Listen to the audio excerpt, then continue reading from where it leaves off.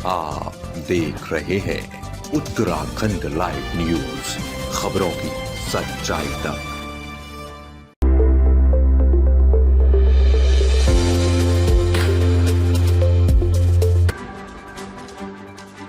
2 सितंबर 1994 को पृथक उत्तराखंड राज्य की मांग कर रहे निहत्था आंदोलनकारियों पर तत्कालीन उत्तर प्रदेश सरकार ने बर्बरतापूर्ण कार्रवाई करते हुए गोलियां चलवा दी थी, जिसमें 2 महिलाओं के साथ ही 6 राज्य आंदोलनकारी शहीद हो गए थे। साथ ही एक पुलिस अधिकारी भी शहीद हुए, जिसकी 31वीं वर्षगांठ पर आज मसूरी पहुंचे मुख्यमंत्री ने शहीद स्थल झूलाघर पर शहीदों को श्रद्धांजलि दी और शहीदों के सपनों के अनुरूप उत्तराखंड राज्य को बनाने की बात कही। इस दौरान प्रदेश अध्यक्ष महेंद्र भट्ट और मसूरी विधायक कैबिनेट मंत्री गणेश जोशी ने भी शहीदों को श्रद्धा सुमन अर्पित किए। इससे पहले शहीद स्थल पर सर्वधर्म सभा का आयोजन किया गया।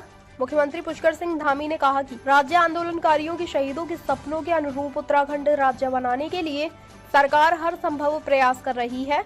उन्होंने कहा कि राज्य आंदोलनकारियों के इतिहास को पाठ्यक्रम में शामिल करने के लिए भी प्रयास किए जाएंगे।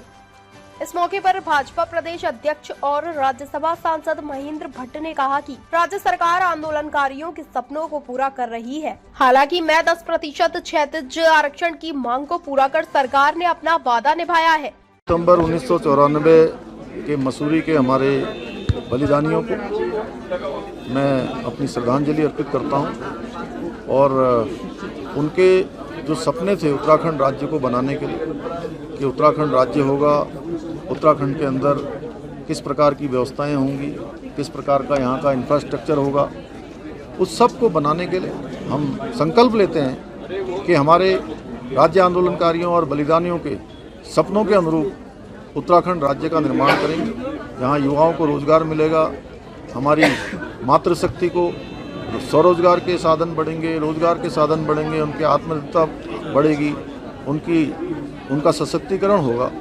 ये हमारा संकल्प है कि उत्तराखंड राज्य विकास के पैमाने पर चहुमुखी रूप से आगे बढ़ेगा, उन्नति करेगा, प्रगति करेगा।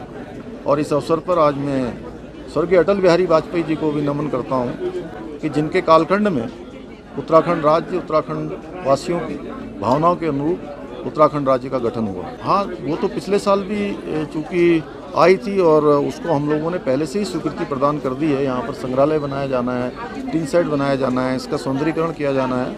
ये अवश्य रूप से और बहुत व्यवस्थित तरीके से किया जाएगा, क्योंकि आने वाले समय में हमारे नौनिहाल, हमारे जो नई पीढ़ी है, वो नई पीढ़ी भी हमारे उत्तराखंड राज्य के आंदोलन और उसके इतिहास से भलीभांति परिचित हो और उनके जहन में भी हमेशा ये रहे कि राज्य आसानी से प्राप्त नहीं हुआ है, बलिदानों और संघर्षों के बाद राज्य प्राप्त हुआ है।